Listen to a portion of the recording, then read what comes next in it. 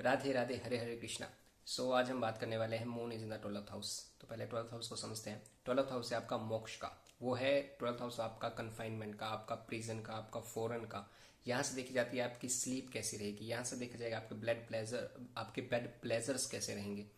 तो जब आप देखते हैं ना कि ये मोक्ष का घर है, और हम स्लीप को मिनी जो मोक्ष कहते हैं, नींद को, वो भी इसलिए कहा जाता है क्योंकि वो मोक्ष का ही पार्ट है। जब आप सो जाते हैं तो आप दुनिया से कट हो चुके होते हैं। तो बेसिकली इसलिए 12th हाउस को स्लीप का कहते हैं। कुछ लोगों के लिए बेड प्लेजर्स जो होते हैं वो भी एक मिनी मोक्ष की तरह काम करता है। तो इसलिए हम यहाँ पर मोक्ष को जो है वो 12th हाउस से रिप्रेजेंट करते हैं।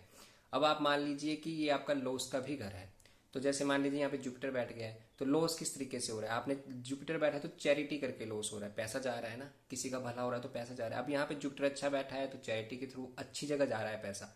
लेकिन जुपिटर खराब हो गया तो क्या हो रहा है, आपने चैरिटी तो की लेकिन बाद में पता चला कि वो चैरिटी लेने वाले लोग ही फेक थे।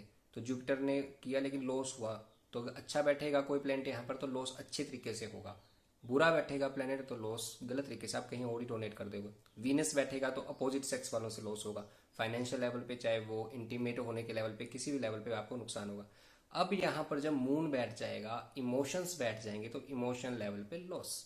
यानी अब आपको क्या होगा, अब आपके जो इमोशंस होंगे वो आप किसी से शेयर ही नहीं कर पा रहे, आपके अंदर ही रह जा रहे हैं, आप अपनी अलग ही दुनिया में बैठे हुए हैं। मून बहुत सेंसिटिव प्लेनेट होता है, तो आपके माइंड को यहाँ पे जाके बहुत सेंसिटिव बना देगा। क्योंकि जब जब आपने अपने इमोशंस दूसरों को दिखाने की कोशिश की, या तो आपको जजमेंट मिली है या आपको समझा ही नहीं गया है लोगों के द्वारा, तो होगा क्या कि अब ऐसे इंसान अपने इमोशन को, अपने दायरे को अपने अंदर तक रखेगा। लोगों में, भीड़ में रहकर भी उसे ऐसा महसूस होगा कि वो सबसे बहुत अलग सा है, क्योंकि लॉस हो रहा है उसके इमोशन को वो समझ ही नहीं पा रहा। कई बार तो ऐसा होता है कि ऐसा इंसान अपने इमोशन व्यक्त ही नहीं कर पा रहा, कोई उससे पूछ भी रहा है तब भी उसको नहीं समझा पा रहा कि वो फील क्या कर रहा है। इसलिए यहाँ पर लॉस हो रहा है आपके इमोशन लेवल पर। अब आप एक और चीज देखेंगे कि ये यहाँ से आपके ड्रीम्स देखे जाते हैं।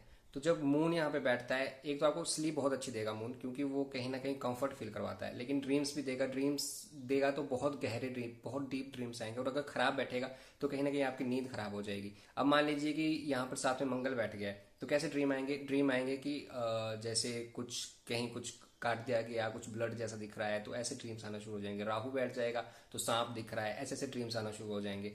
अब आप यहाँ से देखिए एक और चीज की, 12th हाउस जो ट्रांसफॉर्मेटिव हाउस है, वहां से जो 8th पड़ता है वो पड़ता है आपका 7th हाउस।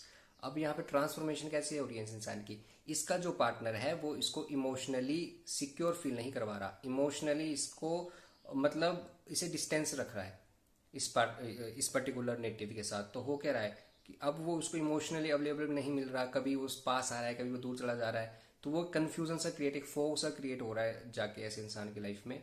तो अब ये इंसान खुद को फिर जाके डिस्टेंस करता है और अपने इमोशंस पे काम करता है, और 12th हाउस में जाके फिर वो ट्रांसफॉर्मेशन होता है इमोशनल लेवल पे। तो इस तरह से जाके मून जो है वो इमोशनल लेवल पे यहाँ पे ट्रांसफॉर्म हो रहा है।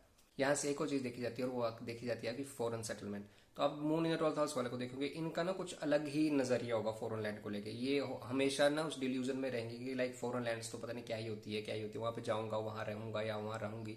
तो फॉरेन लैंड के लिए सेटलमेंट इनके लिए यहाँ पर बहुत अच्छी दिखाई गई, क्योंकि इनका मन जो है ना वो अपने घर पे नहीं लग रहा। अब इनका मन जो लगेगा वो फॉरेन, दूर जाके कहीं जाके इनको स्थिरता मिलेगी। इसलिए फॉरेन लैंड का ये कंजंक्शन बताता है। अगर स्ट्रॉन्ग बैठा होता है मून तो फिर यहाँ पे आप फॉरेन लैंड में जा सकते हैं।